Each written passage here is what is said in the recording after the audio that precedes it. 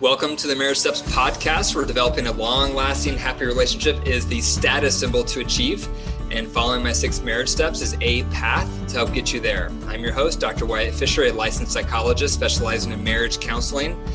The Marriage Steps podcast is listener supported, so to help keep it on the air so couples worldwide can receive hope for your marriage, please consider becoming a monthly supporter by going to patreon.com/marriage steps.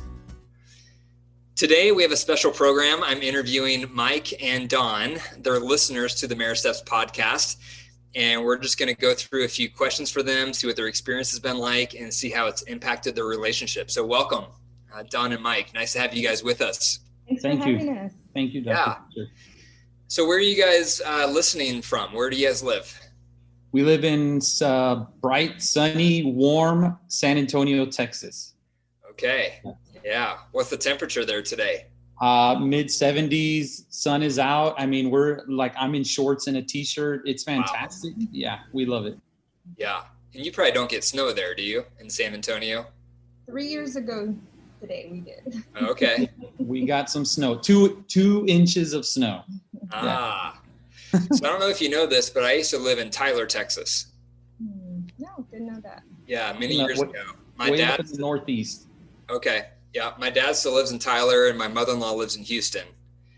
Okay. And so I consider myself part Texan and part Coloradoan.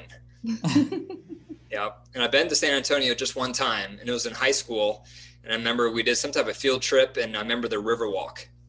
Oh, yeah, everybody loves the Riverwalk. And do you still say y'all? That's the big. Sometimes. Yeah. You are a Texan then. Are you guys natives, or were you born and raised in San Antonio? I was born and raised here. Mm-hmm. Wow. Mm-hmm. Yeah. Both of you. Raised. Yes, sir. Okay. Awesome. All right. So question number 1, let's dig in. So how did you guys meet, and how long have you been together? I'll let Mike answer that one. Okay. Well, we met. We were 18 years old, respectively. We worked together at Home Depot here in town. I transferred to that store. That was, 22 years ago. And I remember it very clearly. My buddy was walking me around. I was new to the store, and I see my wife, she was just a friend then. She's bent underneath the register doing what she does, cleaning and organizing, because that's what she does. And she popped up because they wanted to introduce me. And I just remember, oh man, I looked at her and I was shocked, like, wow, because she looked exactly like this when she was 18, just beautiful. And I said, oh, geez, what kind of guy is with a girl like this? And 22 years later, I have the answer, this kind of guy. Have you heard the joke of how they developed the word woman? It's when the guy first saw the woman and he goes, whoa, man. Yeah. It stuck. That was definitely me. So yeah, the rest is history. We were young kids, and man, we have just grown up together. Yeah. So young. So you guys met 18 years old. Mm-hmm. Absolutely. Okay. And then 19, 20 respectively, we got married and jumped right into parenthood. So we were very young. Yeah. Okay. And so how long have you guys been together now? Oh, we're going on 21 years married, and we've probably been together 22 years. Okay. Yeah. Wow. Yep. Yeah. So pretty long-term relationship there. Absolutely. Yeah. Awesome. It's almost identical to my wife and I, because we got married. I was 23, she was 21.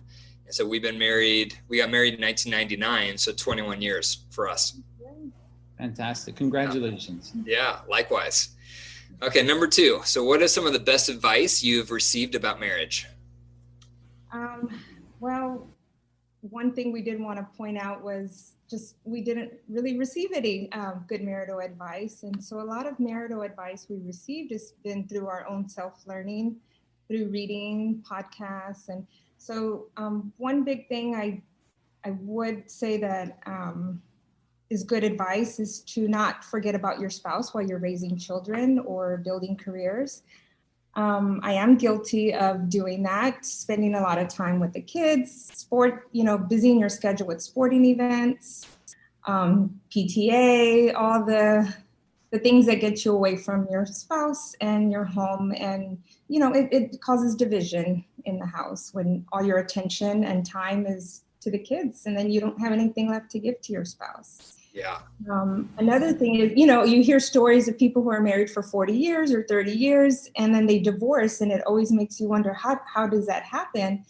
And it happens just like that. You grow apart. You don't pay attention to your spouse.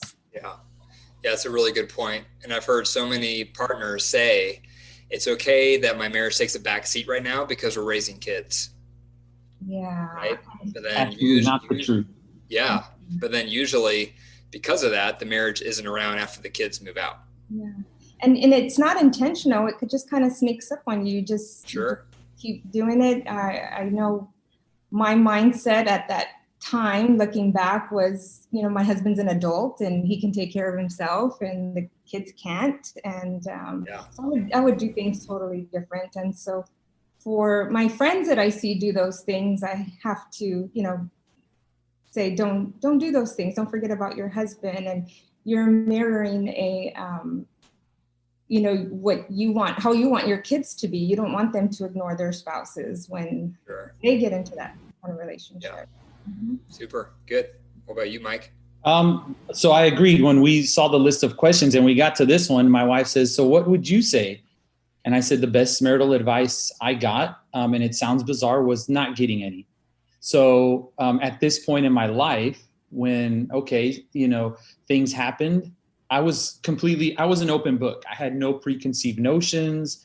I had no, things that I felt like I had to live by with my family. There was nothing there. It was generational brokenness and hurt that had been transferred over to me. Yeah. So I was completely open, teach me. I was willing to learn. I had nothing to draw from. And for that, in hindsight, hindsight's always 20/20. I was very, very grateful that I was so open and willing to learn. Absolutely. Yeah. So this is an interesting question I always like to ask couples. So how many months or years did you guys go through education/training for your vocation? Oh, for our current jobs. Yeah, your careers. Like how much training have you gone through? A lot of training for that. And in relationships and marriage, unless you're actively looking.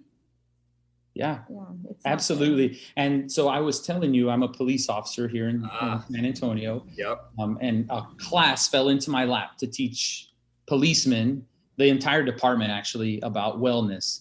And so I draw a lot from you and from things that you've taught me. And, that's some big advice, is to be able to say, hey, I don't know these things. These things are going to happen. And to be able to draw from life experiences. It's been a huge learning experience for us to go through this together, and then to say, hey, you're not going to get training in this. No one's going to teach you this unless you reach out and grab it. So we've been super grateful to learn that lesson. Yeah. I mean, that's so common, right? Where we go through months and months, if not years, of education and training for our vocation. But when it comes time to marriage, like you guys, most people have received 0. Right. And so then, it's no wonder marriage is so hard. It'd be like, imagine being a police officer with 0 training. Yeah. Absolutely. Right. It'd be a nightmare probably. Or imagine your career or vocation, whatever you do, Don, imagine just jumping into that job the first day without any, training beforehand. So it's a huge issue. I think a lot of couples, they have unrealistic expectations. Like, we can just step right into marriage because love is supposed to be automatic and easy. And they really don't know what they're doing because they haven't gotten the training. Absolutely. And even the premarital counseling, that's something we talk to with our oldest son. Like, that's no way around it. That's happening when that time comes. Yeah, absolutely. And we will gladly pay for all that. Mm-hmm. Yeah. So let's see, number 3, what's the toughest thing you faced in your marriage, and what lessons did you learn? Oh my gosh, it's a tough one. There's a lot. But again, just thinking about this one ahead of time, I said, for me personally, this seemingly insurmountable amount of resentment that I had built up. Felt like something, looking back on it, was something that I didn't think I'd ever be able to get over. I mean, I was so dug into my way is my way. And this, was all about me. That was really tough, because as I was worried about me, I pushed away from us. And that was a huge task, to be able to look at my wife and say, okay, wait a second. How can we heal this marriage together? How can we get over these resentments? How can we draw closer and become a couple, truly a couple? And all the things that come from resentment, the anger, mean words, not being able to see your spouse for truly who they are. There's so many good things about us, and we couldn't see that because of so much resentment we had.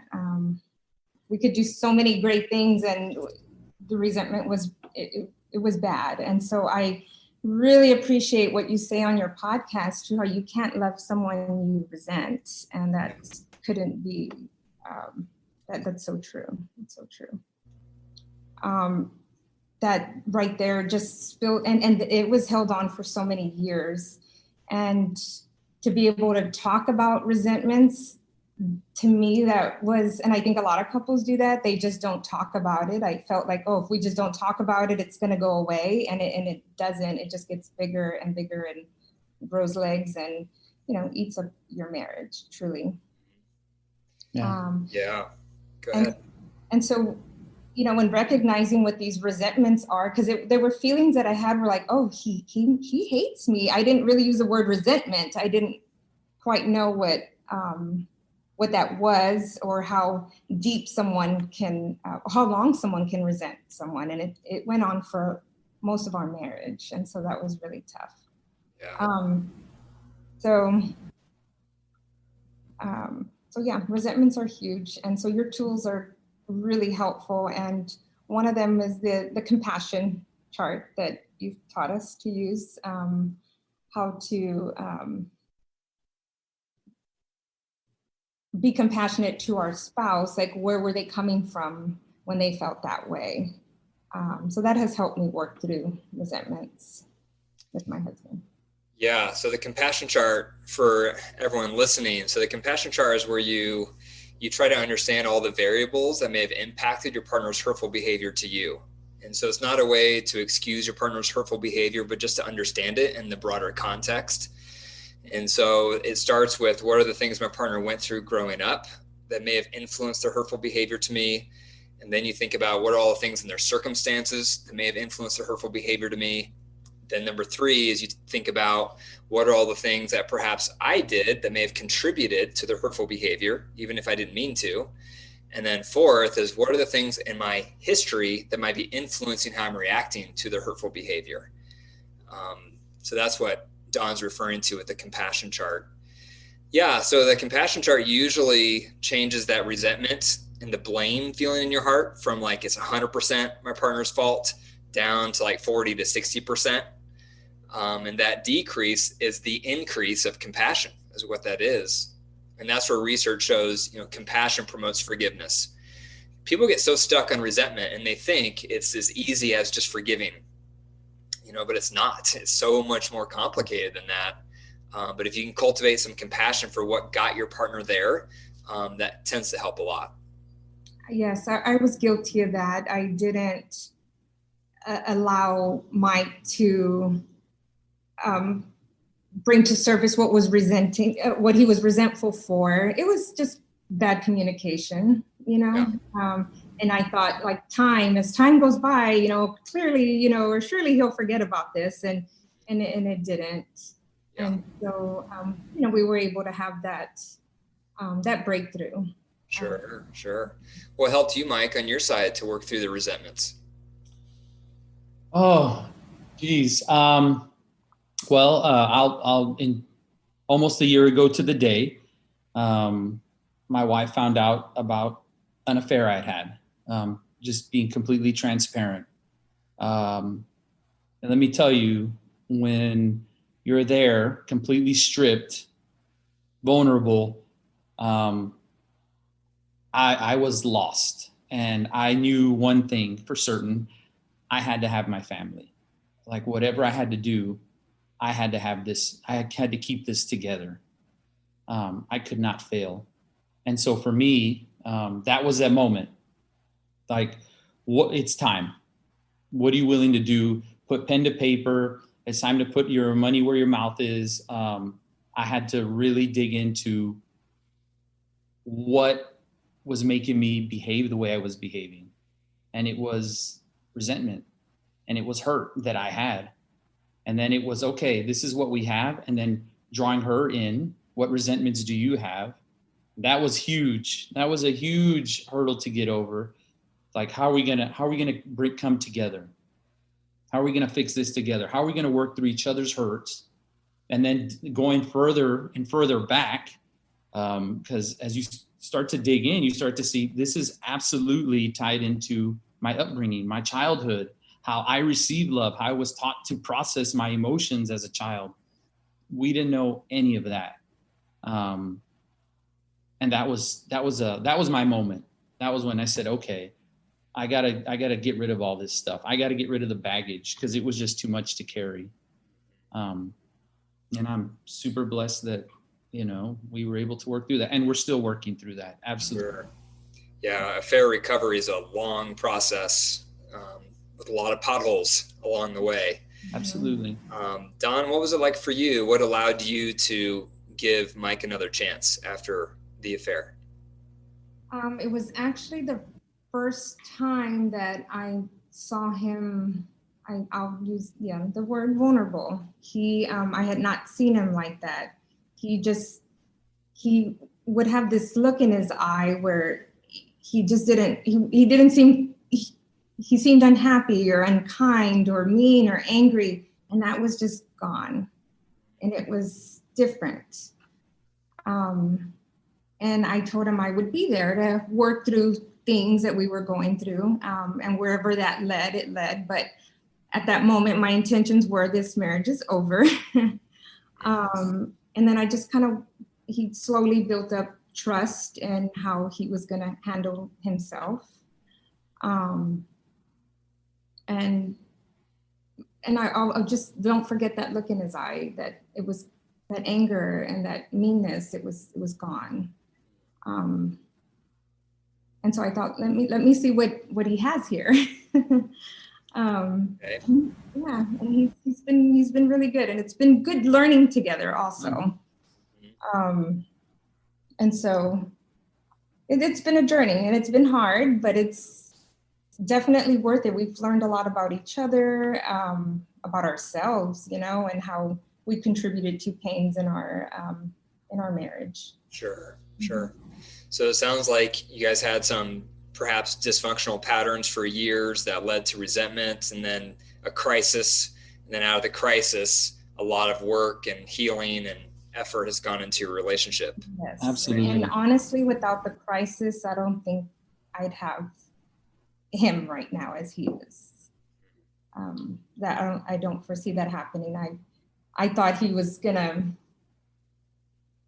age and die mean and angry and a resentful man. And that's quite sad. That was quite sad for him to watch him, be that way in that state. Sure. Okay.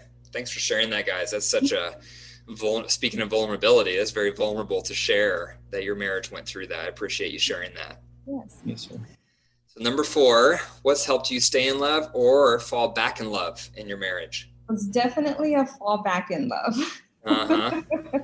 Tends to be that for long-term marriages. Yeah. So it's been nice because we've, since we've had this, we haven't had this like loving relationship for a lot of years because of anger, resentment, and all those things. So just, again, learning from you, you're filling up your love buckets, doing more fillers and drainers definitely help. We had to learn what that was, because sometimes he'd do things that they were nice things, but that's not what filled me.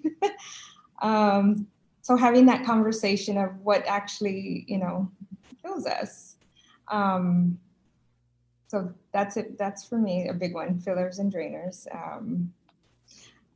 being in tune to each other's needs. I love learning together. We read to each other all the time. We give each other's, feedback. We said we would read, a book every year. And so we're coming up on a year. So we're going to read another book. Being intentional, being curious about him and myself also. Because there was a lot of things I didn't know that I liked. And so. What's one top thing you didn't know you liked about Mike? Him taking charge of of things. I tend to want to control everything and plan things on the planner. And so kind of stepping back and letting him do those things. I really like that because he's actually a really good planner. And so, yeah. Those are things I didn't think I can give up, was that control part of me and, letting him take over that. Yeah, kind of sharing power. Yes. Yeah. Okay, good. What about you, Mike? Geez, for me, one word, a big word, is intentionality. Every single day, you have got to wake up and be intentional with your spouse. It's not good enough to do it for 1 day or 2 days. And inevitably you get comfortable and then you just kind of forget until the next thing happens. Like, this is something that every day I wake up, we start our day in prayer. We hold hands, we look at each other in the face, and we connect on a spiritual level. And I know she values that.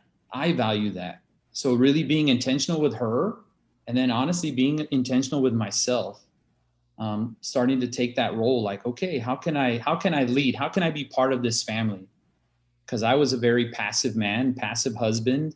And it got me nowhere, she values that. And I had to figure out what she valued, and just really dig into her and learn her, and be intentional. So that for me, that was the big one. Intentionality. Every day, do something in the smallest ways. It doesn't have to be something grandiose.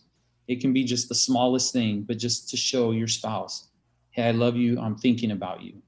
Because it may not necessarily be something that you love and enjoy, but if it fills them and if it's how they receive love, then it's absolutely valuable for forwarding the marital relationship. So being intentional with her, for sure.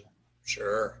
Yeah. The famous marriage counselor, John Gottman, I'm not sure if you've heard of him. He talks about doing small things often. Mm-hmm. Yes. How good marriages are built on doing small things often. Absolutely. Every single day for me, small things, whatever that is. Yep.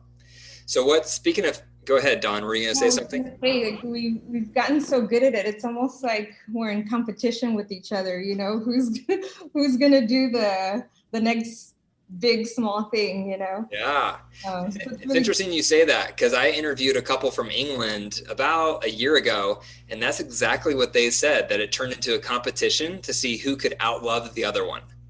Yeah, that's kind of what we're doing. That's amazing. That's awesome. So what's your, speaking of fillers and drainers, that's the love bucket model, which that's my favorite model, one of them. What's one of your top fillers, if you guys don't mind sharing, that you've learned about yourself that you need to feel loved and satisfied? For me, I need touch. I need to be engaged with, physically. And I always thought, I don't need that. I don't love that. And again, I came from a very abusive home.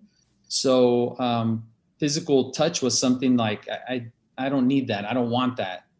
Except I did want that. And that fills me. When my wife just reaches across, she puts an arm. When we're driving, she puts an arm on my shoulder. When we're laying in bed, she'll just, touch me. I absolutely have to have that. And I thought I didn't need that until I started getting it. And I was like, wow, this is huge. I really love this. Yeah. Super. What about you, Dawn? For me, it's like all the little ways he tries to make my life a little bit easier, whether it's getting up and making breakfast or taking care of, lunches or, anything with the kids.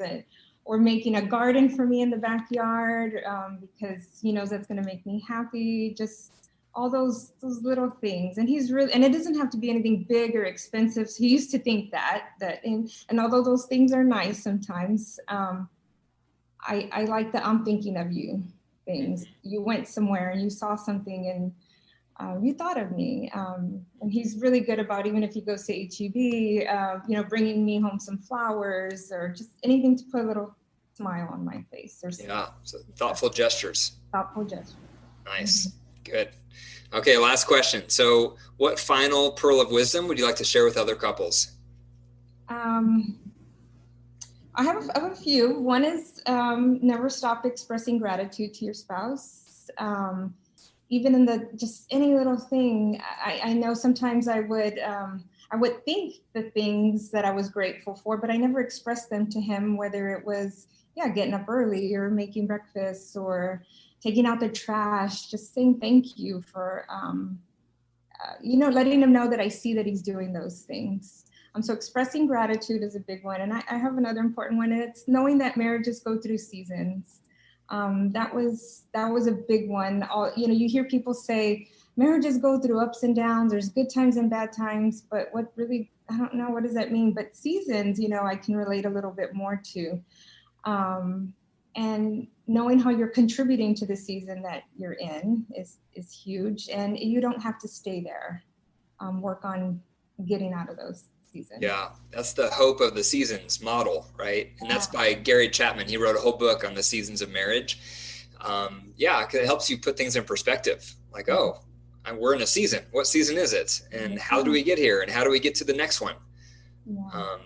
It can really change your vantage point when you think about marriage in terms of seasons. Good. All right, Mike, what about you? For me, I would say one, and you said it in a podcast very recently, you can't love someone you resent. If there's resentment, if there's hurts, if there's any kind of passive aggressive behavior, like you're falling behind. Start digging into those. Figure out why you're doing that. Figure out how to fix those hurts as they come, because we hurt each other every single day in the smallest of ways, and the small ways turn into these big ways. Next thing you know, you're in the winter season and you don't know how to get out of it. That was huge. And then being intentional every day. I said that earlier. Intentionality every single day. And then one final one is, I feel like men, this is man specific, men need to learn to lead from the front. They need to lead spiritually. I think we need to lead emotionally. I think we need to lead in all the ways that a man should lead in this kind of society where it's almost celebrated, like, ask her, she wears the pants in the family. Let her do it. Oh, my wife will figure that out.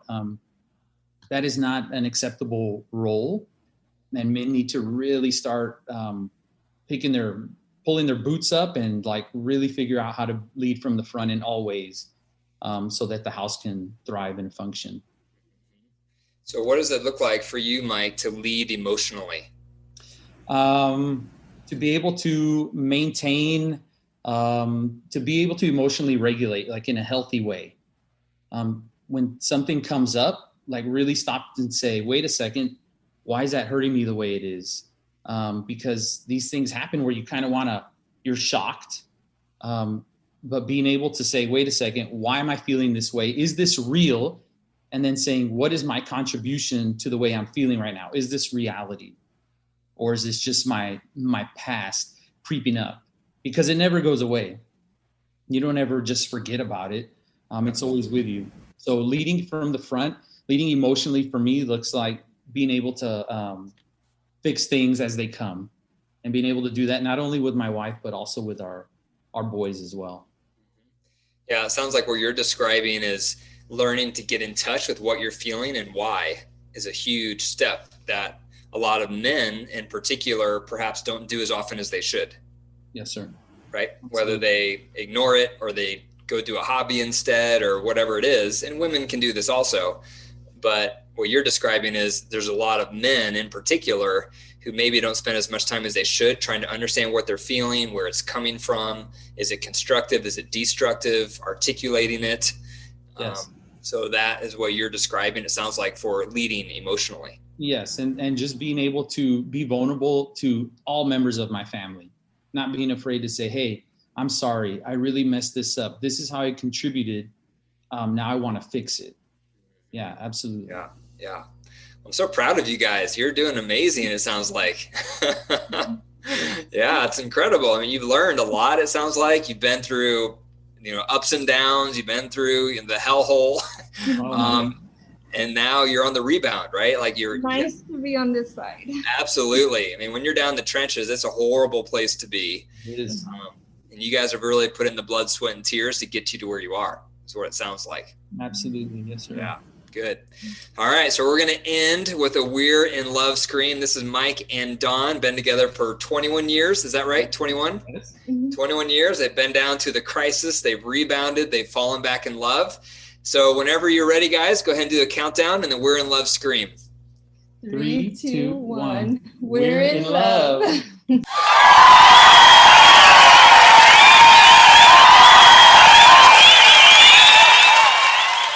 That is awesome. Thank you so much, guys. Thank you. Thank you, Doctor. What a pleasure to meet you. Thank you for listening to the Marriage Steps podcast. If you enjoyed the episode today, be sure to click the 5 stars and leave a review. For more marriage resources, be sure to go to my website, drwyattfisher.com. And if this podcast has had a positive impact on you, I would love to interview you like we just did Mike and Dawn. So if that's you, be sure to email me. It's info@drwyattfisher.com. And remember, your marriage is alive. So if you care for it and nurture it, it will grow. But if you neglect it and deprive it, it will wilt and die. The choice is up to you. Take care.